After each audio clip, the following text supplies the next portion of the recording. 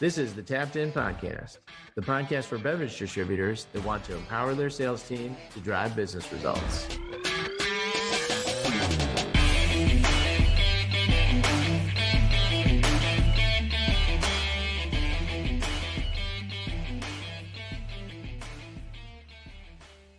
Listen up and welcome to another episode of the Tapped In Sales Podcast, your podcast for beer distributors by beer distributors. I am your hostess with the mostest, Bud, here with Moneyball Ross and Data Mike. We are back again for another episode, a little bit off the normal beaten path. We're in for our second installment of the origin stories on the Tapped In Sales Podcast. Today, we are doing origin stories of Ross, and I'm excited about this. I asked Shanda for via text. I have not gotten it yet for a photo pre-Bud, working with Bud when Ross had hair. We will see if that actually shows up during the podcast conversation today or not. But Ross, we're going to get into your background, how you got started, everything else. So I think let's start at the beginning. You're from St. Louis. Tell people all the background you grew up and all that good stuff. Let's get started there. Yeah. I mean, obviously, I don't want to bore people to craziness, but I like to joke that all roads in beer lead back to St. Louis. So even though I didn't start necessarily in beer, and I wasn't even a beer drinker until much later in my life, but yeah, all roads lead back to St. Louis, as we all know. Gotta love it. Just a quiet St. Louis street with toasted Kirkwood, ravioli in your tummy. I grew up in Kirkwood, Missouri, if anybody knows. I mean, again, if there's maybe a lot of people that have familiarity with St. Louis. So yeah. Love it. So you grew up, you go to college, your background in finance, right? And a little bit of accounting. So it was finance and economics. Went to a school called Truman State, which is on the Iowa-Missouri border. Kind of a smaller school, but was fun. I mean, it was couches in the front yard, and I mean, it was great. I loved it. I loved every minute. Small Midwest schools are the best. I went to a small Midwest school. It was awesome. I had listened to no country music before I showed up there. What was the beer choice between the cornfields and the cornfields?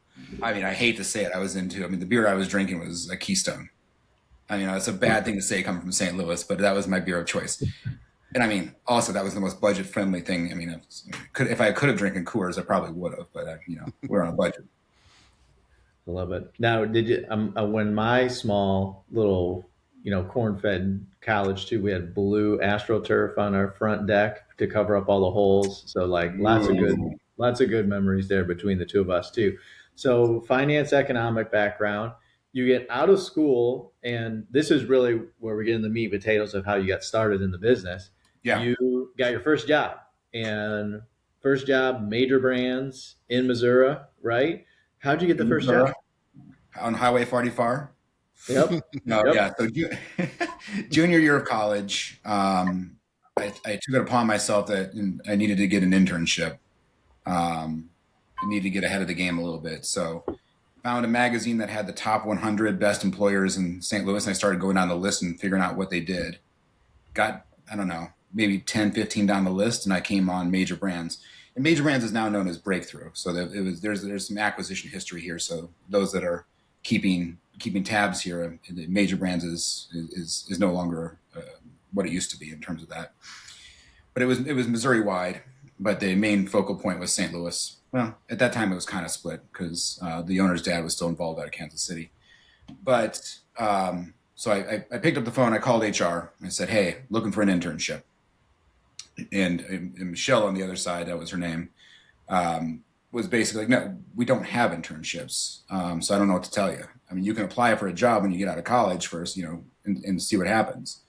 I said, cool. I'll give you a call tomorrow. So I call her the next day. I say, hey, it's me again. Looking for that internship. She said, I told you, we don't have one. I said, cool. I'll give you a call tomorrow. So I call the next day, and she's like, okay, here's the deal. If I get you an interview with somebody or get you in here to talk to somebody, will you stop calling? I said, done. What you got for me? She said, well, I got you the VP of operations. I'm like, cool. That sounds wonderful. So I come in and I meet, the VP of operations. His name was Patrick Quinn. who ended up becoming an important mentor in my life. He's like, okay, well, you've integrated great here. I'm willing to offer you an internship. You do a great job. And when you get done with college, maybe there's a sales trainee job for you. Maybe. Can't promise anything. I said, cool. That's all I'm asking for. So he takes me over. Here's my desk, my cubicle. And I got started. And that summer, I got very involved in the implementation of their WMS system, so the warehouse management system. I really cut my teeth from a technology, practical efficiency perspective. So it was about organization of it, pick zones, voice pick, all those different aspects. Then got very involved in dashboarding, efficiency, reporting, and all those things. And by the end of the summer, Patrick was like, well, I know everybody said there might be a sales training job for you, but how would you like to turn your internship into a job? I said, that sounds wonderful. He says, what do you want your title to be? I'm like, I don't know. What do you think it should be? So I came up with operations specialist. But that's how I got my first step into the industry. So that was on the wine and spirit side. There was beer. I mean, we had Schlafly and a couple other, we had New Belgium, but for the most part, it was mostly wine and spirits.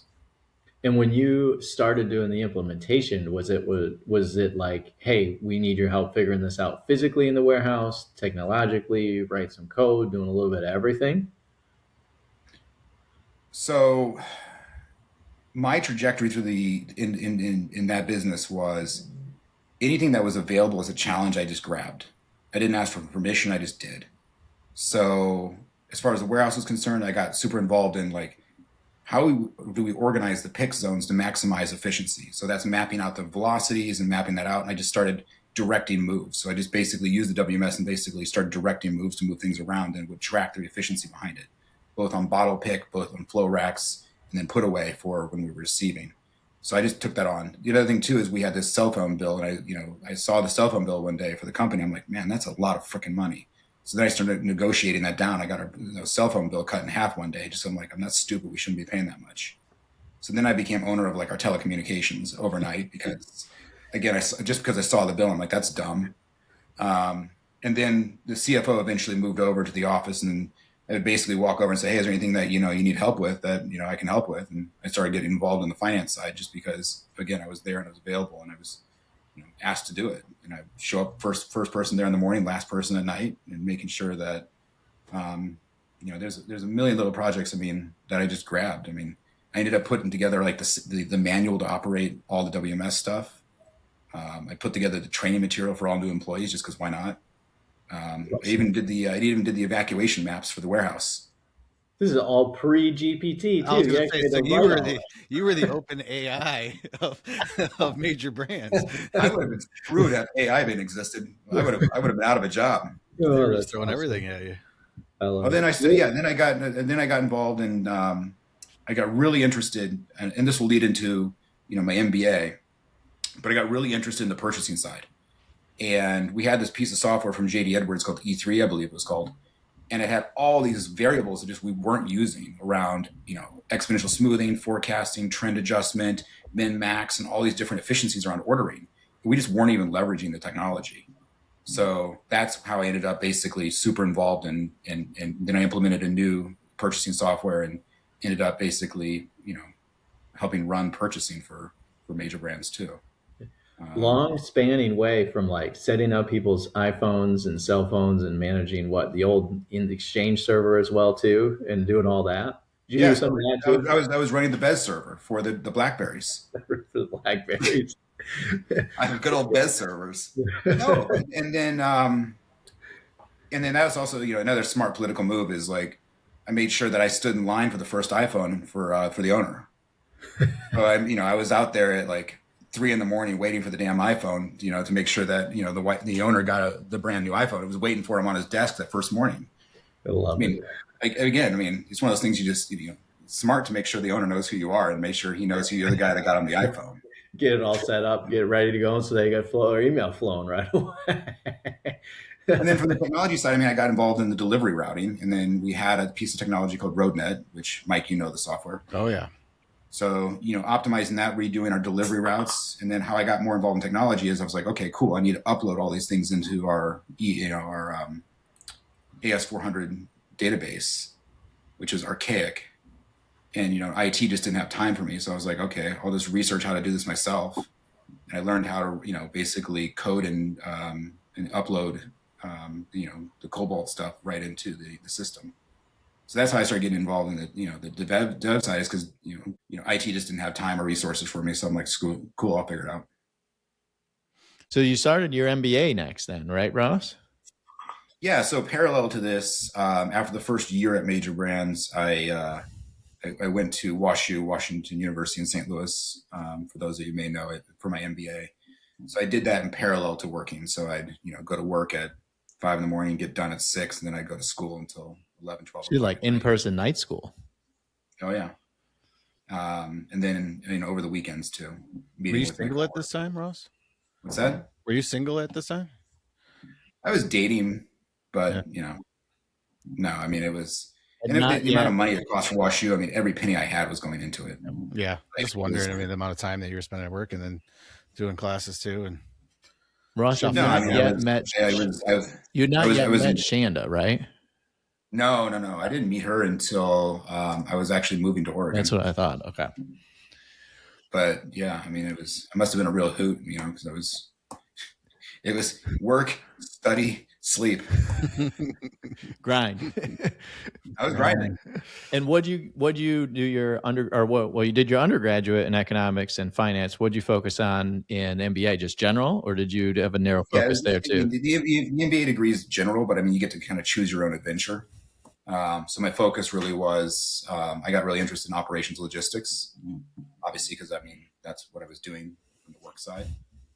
Continued the finance piece.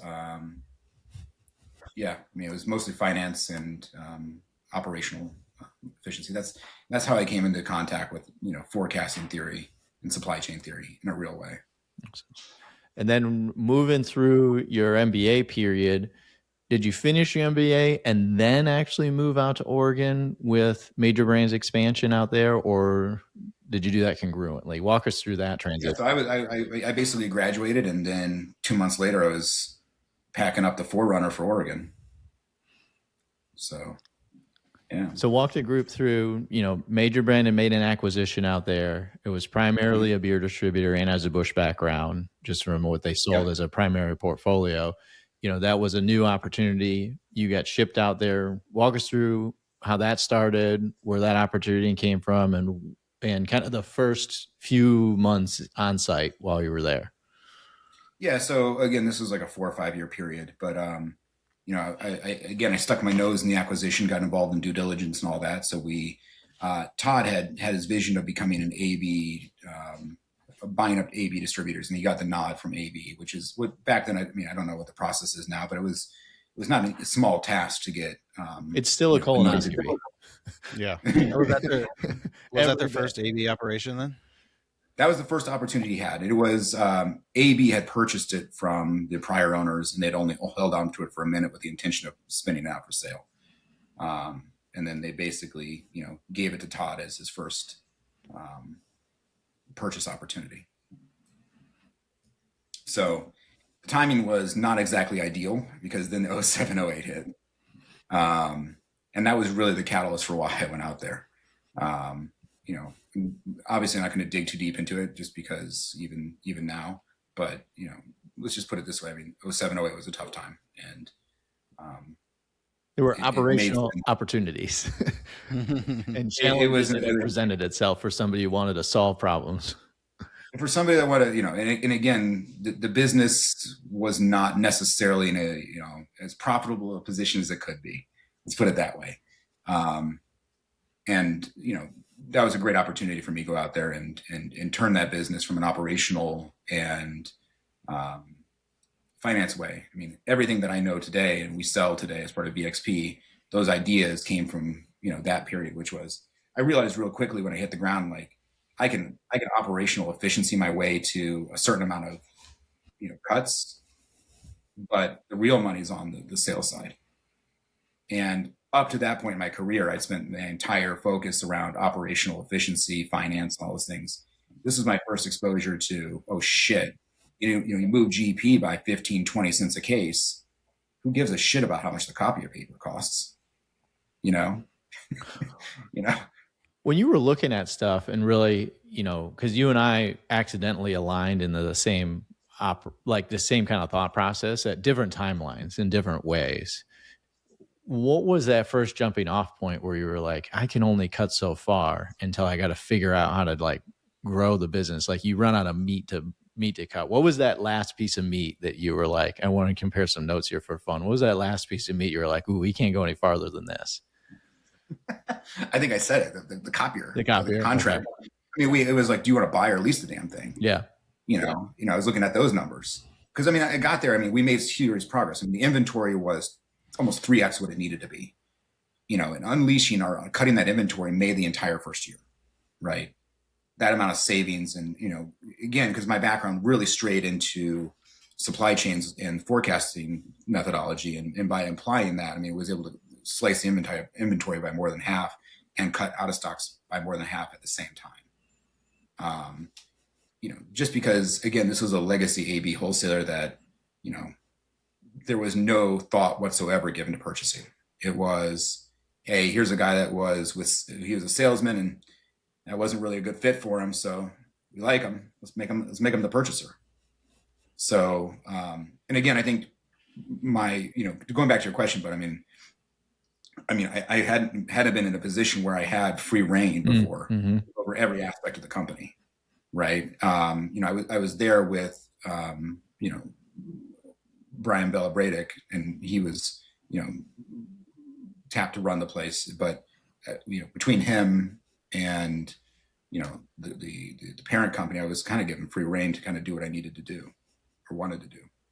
That's awesome. It's a fun experience to kind of have that much flexibility to really take advantage of the opportunities that are out there. And, you saw this fork in the road coming and, you were executing on some of these things. You started to learn and started to create ideas of, how do I actually grow profits at a wholesaler? What are the other operational things that are going on? And what happened next? There was another acquisition that impacted what happened next for your life and your career trajectory as well, too.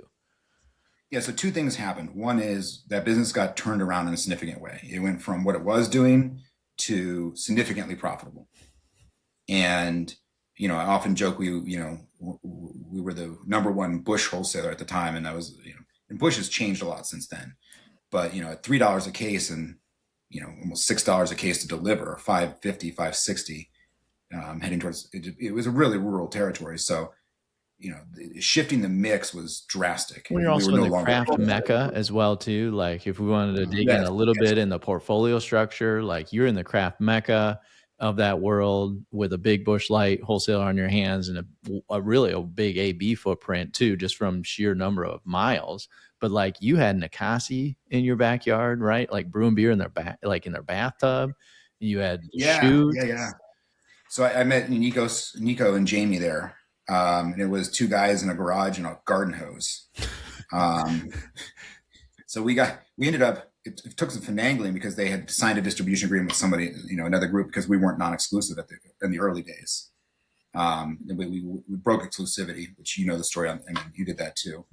But anyway, finally got them over to our side and, 3x their volume immediately because that shit was incredible profitability and the market was ready for it.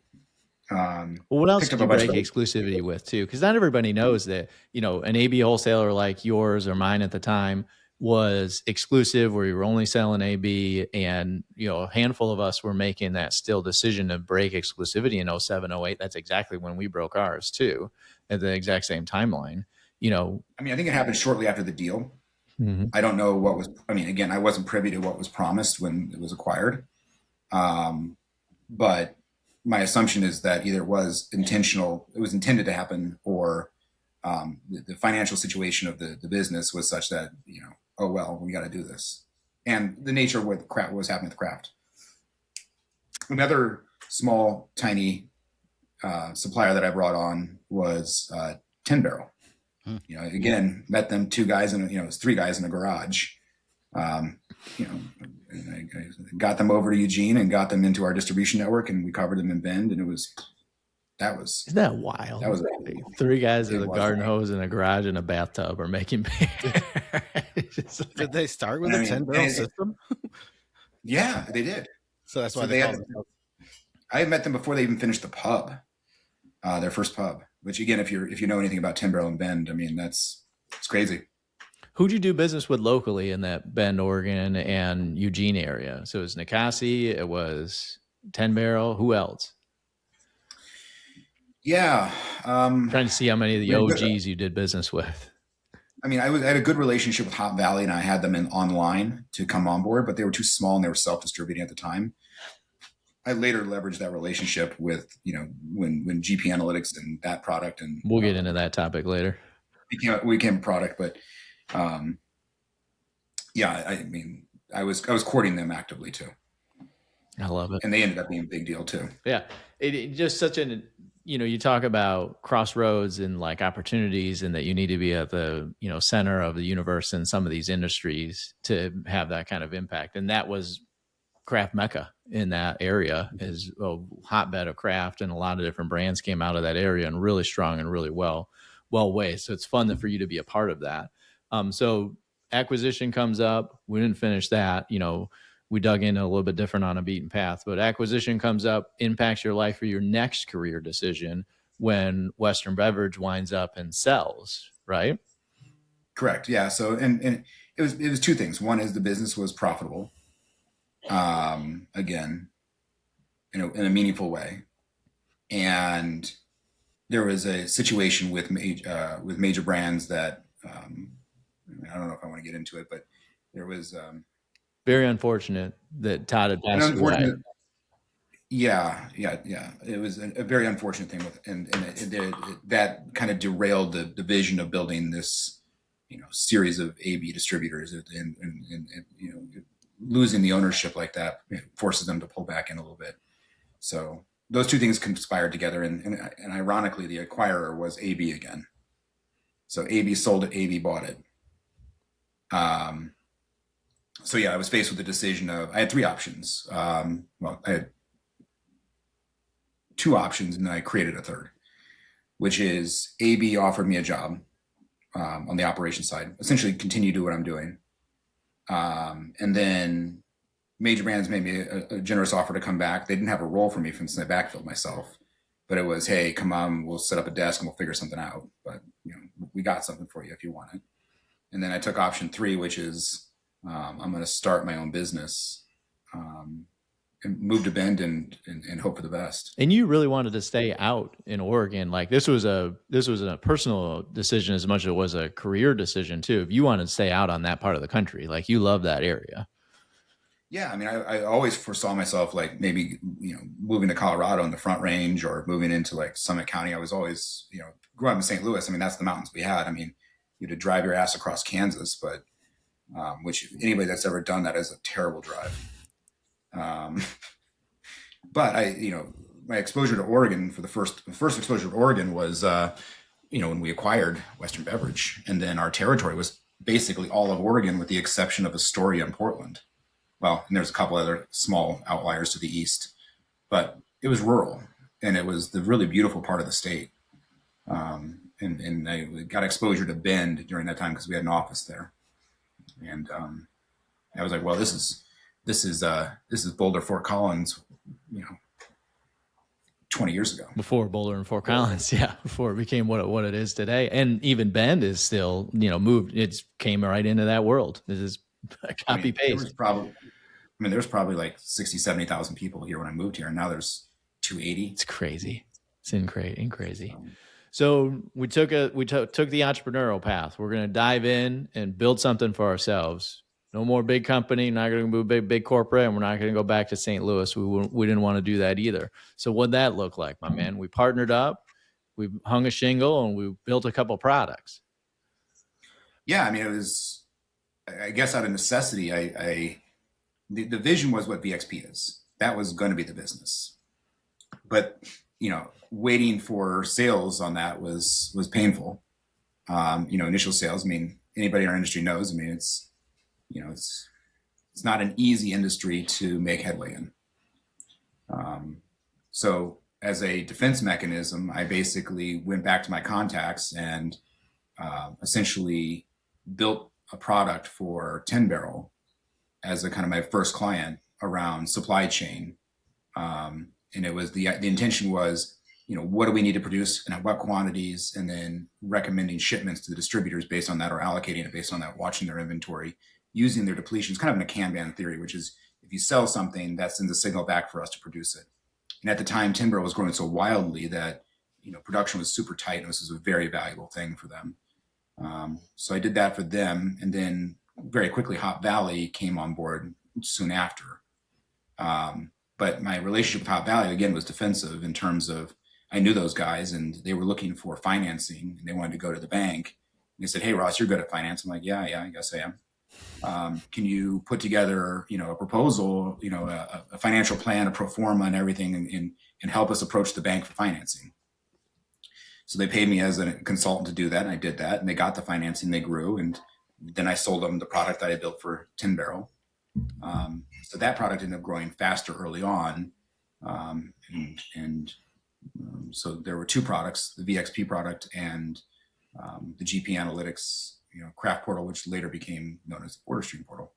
So when you were growing the OrderStream, when you were growing Craft Portal, let's call it what it was at that time. When you were calling Craft Portal, it was forecasting, inventory planning.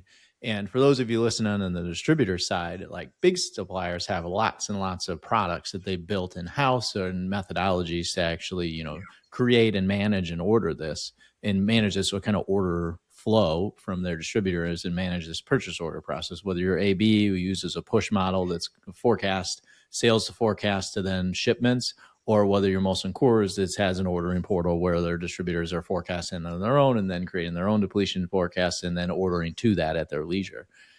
You created something for that third type of supplier, which is, the small, the medium craft distributor that's working with distributors, has a pub or two, and is trying to manage all of that. And then you package that up and sold that as did it become a platform to start with, or was it really Excel based and kind of some consulting based at the beginning? Yeah, it was consulting and Excel based, and it grew into software. I mean, as a lot of things is you cut your teeth on the idea, mm-hmm. and then you process in behind it. I think a lot of people get lost on that, which is, at least my trajectory has been prove the concept, brute force it, and then process it behind it, create the processes in the software to streamline it and institutionalize it and scale it. The world is very different now than it was back then, but at least back then, you could do that. Yeah. And you also did business with not just those two, but also a series of other really big craft breweries that grew up in a big way too, right? Yeah, I mean, basically, again, the eagle follows me wherever I go. It's like a Molson Coors followed you just fine too. That came later. That came later, yes. No, but I had a Devil's Backbone, Golden Road, which ended up Golden Road, Elysian. Anyway, basically, AB went down the list and purchased all my clients. And I can remember I remember the day that I found out that AB had acquired 10 Barrel, which was their first acquisition. I thought my life was over. I was like, oh shit, I lost, my first client, and then, and they quickly started acquiring other clients of ours. And I thought my business was ruined. Because bang, bang, bang, they did that all in like 6 or 8 months. They cruised through these series of M&A activity to buy these craft breweries up in a big way. And you had you let us in on this on the wall a little bit, or on the pre-planning. I wanted to bring this up too. Like, you had taken some money and you had some money on the sidelines, and you had a thermometer that you were keeping track of on a monthly or a weekly basis of that was hours or days or weeks until ruin, right? Yeah, I think that people have a tendency to look at entrepreneurship and see the glamorous aspect of it. And they think that, you see the success and you see the business. What you don't see necessarily is all the people that start and fail, because there's a high degree of failure rate. And I think that it's not for the faint of heart. And specifically, when, moved to Bend and started the business, had a thermometer on the wall, which was months until bankruptcy or, financial ruin. I was like, what's going to happen here? I'm going to have to call my parents and move into their basement. It was like that. Right. And put it all on the line, and it got within, I think, 2 months of me being bankrupt. And had I not, strung together a couple things and consulted for Hot Valley, for example, and figured out how to make it work, man. And this is a good story too. I was trying to get Hot Valley to sign the contract as my second client, and I couldn't get him. And so I was like, I'm just going to drive over there. And so I was just hanging out with them. We were hanging out all night, drinking at the bars. They own 2 bars in town, the owners. And I finally, I'm like, gosh, this is going to happen. And it's late. I'm like, oh gosh. And finally at like 1 a.m, he's like, you still got that contract? I'm like, yeah. He's like, slide it across. We're done. I'll sign it.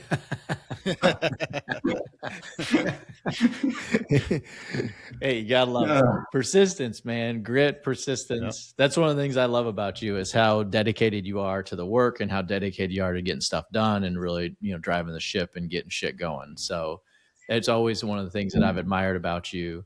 And you've learned a lot in this process, because you were running 2 businesses when I met you. You were running the craft portal business, which has got a whole fleet of clients that was set up on the brewer side. And then when we met on the VXP side as a client first, and when we signed our agreement, that was how we first met to launch VXP. And then you got a fleet of distributors on that side of the aisle too. And kind of walk us through how, maybe any lessons from there or anything that you want to talk about on the business learnings of really running 2 companies and managing that too, where you were on the edge on a regular basis, because you were kind of spreading yourself thin and you're growing a family as well and all that good stuff. Yeah, and I want to hear the rebound story, because obviously the craft portal didn't crash and burn there with all those acquisitions. So lead us through, tell us how we actually got to where you ended, not at the thermometer bottoming out. The thermometer was with the first time, man. There was multiple situations where I was nearly ruined. We can get into that, but there again, I think that's a story that most entrepreneurs know, which is if you don't face ruin like 2 or 3 times, then you're not doing it right. But we can get into that in a second. Is that why you love going to ramen places? Because you were living on ramen noodles at that time? And, well, and again, making sure that your spouse doesn't know what the situation, the roller coaster, and try to keep it as smooth as possible. That's another challenge. From a relationship with your family perspective, again, entrepreneurship is not for the faint of heart. Sorry, going back. So go back to your question, but I lost track of it. Just talking about lessons learned from really, managing and running 2 companies, and how you kind of did all that and all that good stuff. And then we're kind of get into a couple other things. And I remember there was a meeting that you and I went to one time in our early relationship. And somebody said, it's really stupid to run 2 businesses at once. Yes, I remember the exact same meeting. And we were like, yeah, but we're dumb. So like, we're not going to stop doing that. And again, my history is survival is an incredible motivator. And the reason I ended up with 2 businesses is because of survival, right? The first business I intended to start, VXP, wasn't moving fast enough. So I had to set up another to provide cash flow.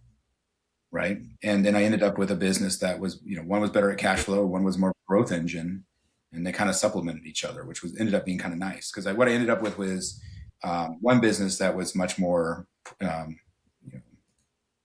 cash flow advantageous, and the other business, which was higher growth, higher burn, much more traditional tech company, which is, you're burning cash into the growth.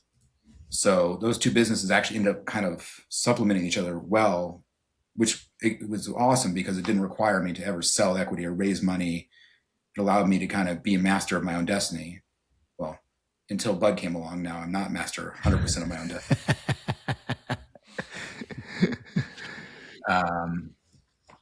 But that's another story, right? But again, if I'm going to say the biggest lessons I've learned in my life, there's 2 really important truisms. One of the most important truisms is you can be wrong and right at the same time. And it took me many times to learn this lesson, and I'm still learning the lesson.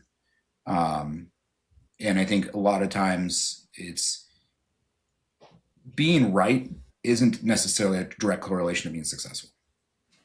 And the biggest example I have of this is, I'll talk about another one of my catastrophic failures, is we'll see, that whole Chinese probable see.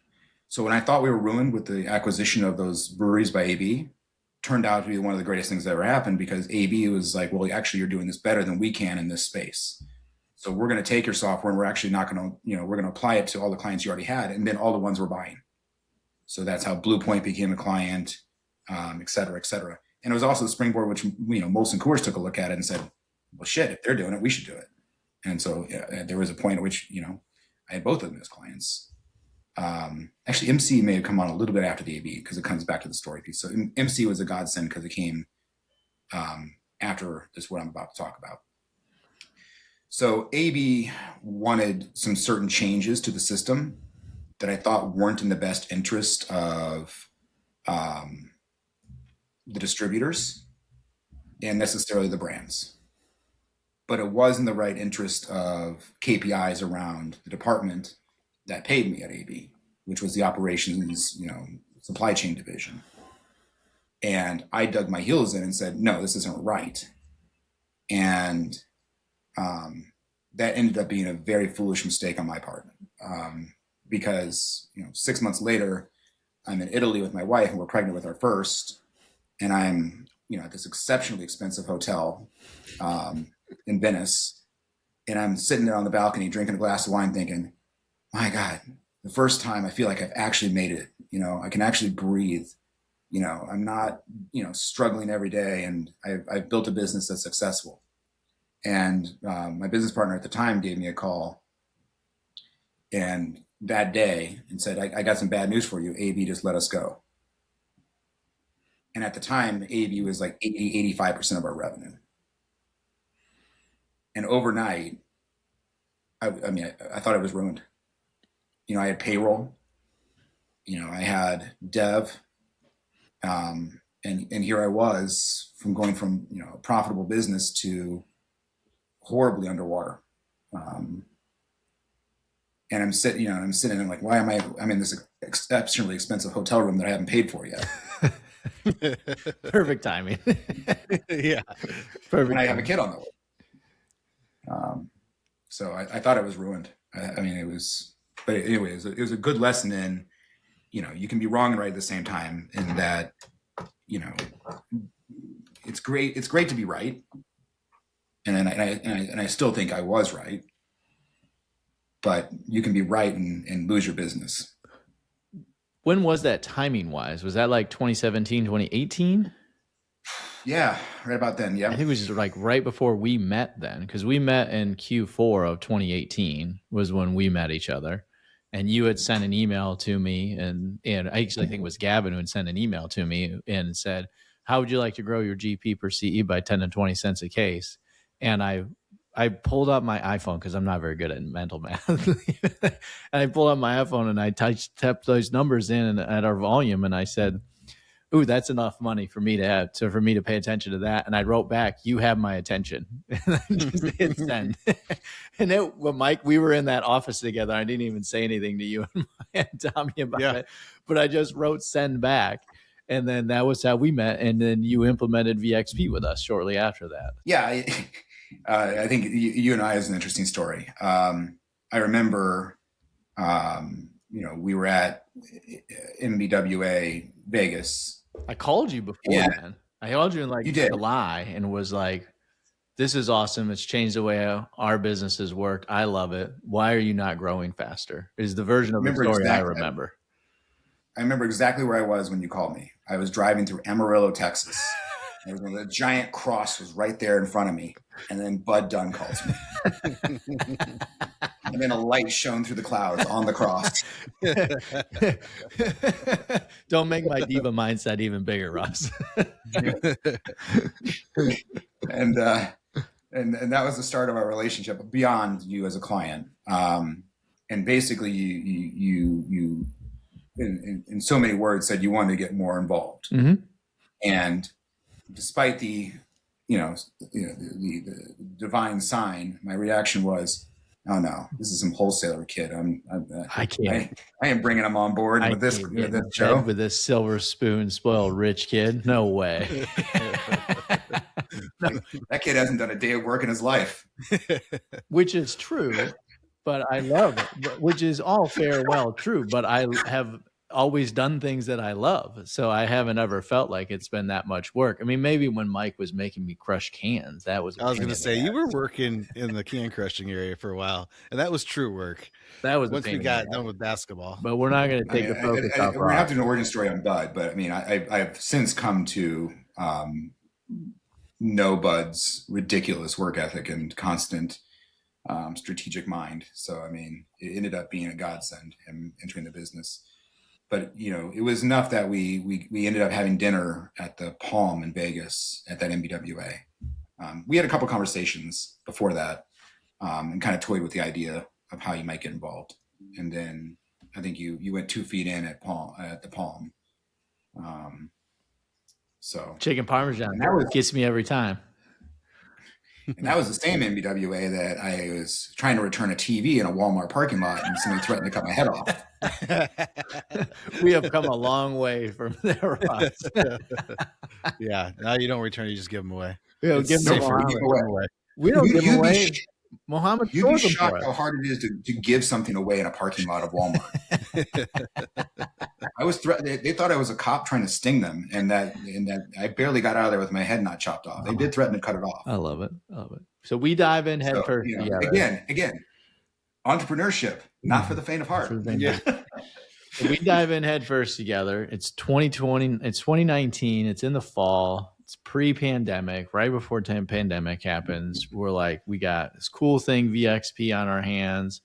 It's got some opportunities. You got Craft Portal on your hands. It's got some opportunities. I remember you saying, like, we will never sell this for more than $100 a month. That's all this is ever going to be worth. And we figured. Which one's that? I remember you saying Craft Portal is never going to be sold for more than $100 a month. Like, that's the most we'll probably ever get out of it as a software. And we started cruising through like that transition of what we were doing, and we got noticed. You specifically, like, you picked up the phone and called VIP and were like, hey, you guys are building something on the other side of the coin, the wholesaler side. Craft Portal's got the supplier side. We should talk. I mean, the catalyst was Orchestrated Beer and Encompass coming together. Mm-hmm. One of their stated, synergistic values was they were going to bring both sides of the supply chain together. It's a good reminder. So Orchestrated Beer is a piece of software that's on the supplier side, and then Encompass obviously is a product that's on the distributor side.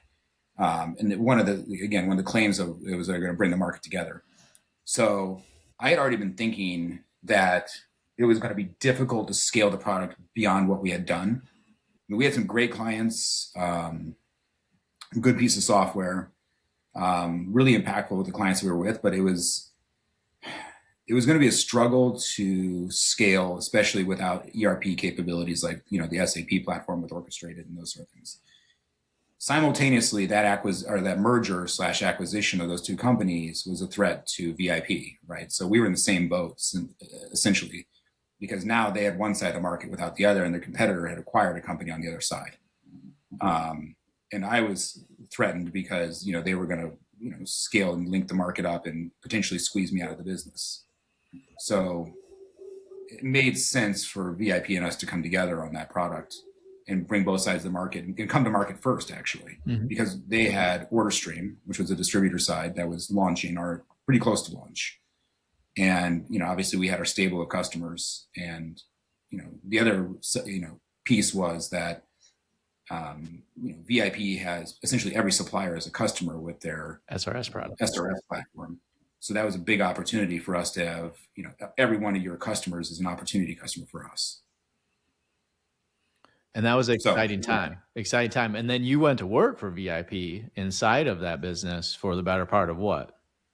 4 years. 4 years. And ran. Yeah, so I became a W-2. Yeah. And kind of ran that. You kind of like product manager would be like a good way to kind of describe the role, right? Yeah, that's fair. Yep. Yeah. Which then that grew and grew and grew and became what is now publicly known. What's the brand name that everybody would know if they're a VIP customer right now? OrderStream Portal. OrderStream Portal. Okay. And then so yeah, it was all rebranded under the umbrella of OrderStream. Okay. Right. So OrderStream, OrderStream Portal, OrderStream Network. And I think that was the other piece, which was what I saw as a value unlock was, creating direct integration of ordering between the two layers. And that's OrderStream Network, which is an incredibly cool piece of technology. And it has significant network effect. So keep an eye on that over the next couple of years. I think it'll end up being the industry standard. Gotta love it. That's awesome. But then that exit happens, another acquisition happens, and your life is kind of, split up into acquisitions and career trajectories, because another acquisition happens where VIP gets purchased into private equity by Warburg Pincus. That creates an exit path for you, where you. I took that as my cue to leave. And I had moved over full time to the team. We had sold our wholesaler at the end of 2023, and then moved over full time, and then we rejoined each other full time in 2024, 2025. That was in 2025, wasn't it? Yeah. So with me, W-2, and having to focus on OrderStream and helping build OrderStream Network and all that pieces, it didn't leave me much for VXP. So we needed to staff that business up to run without me. And, it was a great opportunity for you to basically step in as president of VXP, which is where you sit today still. So my job is just to get in your way at this point. No, my job is to get in the way of everybody. That's not true. So I think that was a good role for you to step into. We had Maria come in at that time to run operational side. She was a godsend coming into our company. And anybody that's listening to this podcast knows Maria. She's awesome. So we staffed that business. I mean, it didn't need me to be actively involved while I was a W-2 at VIP, which was perfect. And so, I think, Bud, you laid all the important foundation that by the time I took, my exit stage left, it was the exact same moment that we were ready for, hyper growth.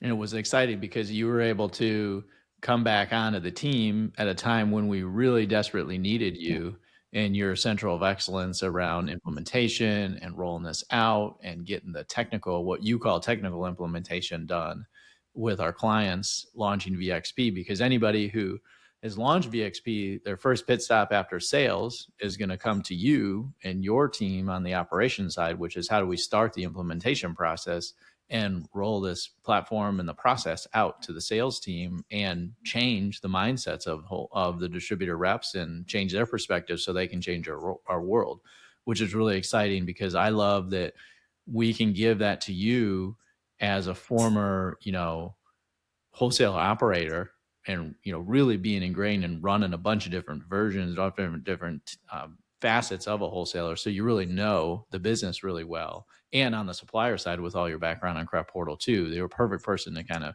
execute and really roll that out. And that's one of the things I love working about with you, because you're a trusted partner on getting this rolled out and done for sure. Yeah. I mean, I've obviously spent plenty of time and built businesses on both sides of the industry. So, it puts me, it puts me in a unique position where I do understand the challenges and opportunities for both parties. Because I often used to joke, you go to MBWA and it's always these damn suppliers don't know what the hell they're doing. And then you go to the Craft Brew conference and it's, man, these distributors, they don't know what the hell they're doing. What a bunch of dumbasses. Exactly. And both sides have their own little thing. We have our own little intricacies. What's that? We have our own little intricacies on both sides. Yeah. I just think most suppliers don't understand the world distributors live in, and a lot of times, distributors don't understand the complexity and the cutthroatness and the difficulties associated with the supplier side. Yeah, for sure. And at the time, you had moved back over full time. We had started working together on growing the business efficiently. You were moving in a direction of really owning all of the technical implementations, which you were doing already, which is exciting. You took a break and you joined the podcast too. You didn't really take a break, but you joined the podcast in the summer of 2025 as our Moneyball Ross, which was, I think we were almost a year into it when you jumped in like episode 50. We were like episode 50. I may have been my first. I think we like serendipitously timed that perfect for you to jump in at the exact same time that we had, almost a year old, which is exciting. And then you started to add a new flavor of your background and your, dry and dry humor with direct delivery on your perspectives of a lot of things, which have been great. I love it. I think it's awesome. Also, so where do you think from here, where you are today, what's driving you, what gets you excited every day to, wake up and continue? Because, to do the long view here, you build a version 1 of the business, right? From 0 to success, tumbled back down the mountaintop, really, right? And the way down is really, really tough. When AB let you go on the craft portal product, that was a lot of revenue loss. You had to do some tough cuts, then rebuild the business back up, move to VIP, then have that be changed and sold. That changes the mountaintop as well. Not necessarily a tumble back down, but changes the mountaintop. And now up. That was the universe choosing a fork in the road for you. Mm-hmm. Which it's important to listen when your life says it's time to change course, or it tells you to change course. It's a good idea to listen to it. Nope. So then today, like, what gets you excited? What are you pumped about? What's driving you? Because we're at a very, interesting time in our VXP time as well, too. Not just here, which you hear about on the podcast, but also just on the client growth and what we're doing internally, too. I mean, the reality is VXP was the original business I intended to create, right? I mean, so if it's full circle, I mean, this business has been incredible over the last year in terms of its trajectory and in terms of its capability and in terms of the team we have. I mean, today is the business that, I always dreamed it could be. So it's not exactly a terrible thing to show up to work for. So, given the fact that this is, I nearly bankrupted my family to start this thing. 14 years ago now, right? Yeah. Yeah. Gotta love it. That's awesome. It was like 2011, maybe 2011. Yeah. We do have some of the best people that are on our team now in the whole industry and in the whole universe that we could work with every day. It's an incredible opportunity for us to work with the people that we do. We have a good company culture. Mm-hmm. So, what do you think your biggest learning is? We'll kind of close out with this. What do you think your biggest learning, if somebody's listening to this and on the entrepreneurial side or just the beverage industry side of like working in this industry as an entrepreneur, of where success has come from, or how you have overcome those, consistent roadblocks or consistent challenges over and over again? I think that's a really interesting question that only you can answer in certain ways. Yeah, I think that as you work in a company environment, and I've said this on a couple of podcasts, which is be the role that you want to be. Mm-hmm. Like, don't wait for somebody to tell you to do something. Don't wait for, the role to open up and then say that you're interested in it. Especially when you're young and you can afford to take risk. I certainly wasn't in the early days compensated for what I was doing relative. I mean, what I was doing and what I was getting paid, there was a big gap there. But don't take me wrong. I was absolutely grateful for the opportunity, and I was happy they were paying me at all. Because it was such a great opportunity, both the learning and what I was able to do. But I was able to do that because, again, I was the first person to show up, last one to leave, and if somebody said that they had a problem, I was like, I got it. And then once you take care of it for somebody, then they're like, oh shit, this person's a trusted person that can execute. And then, you find yourself in a lot of different meetings that, at 23, 24 years old, you wouldn't expect to be in. I think the Chinese proverb, we'll see. I think that's critical, which is you might be surprised about what you think is terrible actually ends up being an important lesson in life, or an important change in direction that you needed, a kick in the ass. I'm not the only one that, I think Biggie said this or something, but I'm not the only one to say this, but you're who you are is more shaped by your failures than your successes. Mm-hmm. Right? Your failures are what inform you and create you and teach you. I forget the exact quote. That was it Biggie or was it Tupac? It was, I don't know. Great philosophers of our time. That's right. And for another day, I mean, optionality has value too. I think that making sure that you're leaving options on the table and giving yourself multiple direction points. That's not to say that you shouldn't hyper focus on what works, but options have value. Yeah. It's really exciting to see how you continue to grow and change over time, and how much you've evolved in your process of working with people, working with clients, engaging the team, leading our team as well too. It's really exciting to work with you day in and day out. I hope that folks enjoyed this, because getting to know, you work with so many of our clients, day in and day out. And a lot of times they've got like questions, background, and they dive a little bit deeper on the origin stories of each of us that, spend time here in the pod, but also with our clients and the reps that are out there in the field too, just to learn our background a little bit more. And it's kind of fun to talk about. Mikey had to bounce. He will be back again next week with us too. Ross, I love you, my man. I love everything you do about that you bring to the business, and all the information that you bring and insights and the way you deliver the message. You are a product of the challenges that you've had to meet. And many people would have rolled up shop and would have said, you know what, I'm just going to get a job. And like, this is way easier to manage my life that way.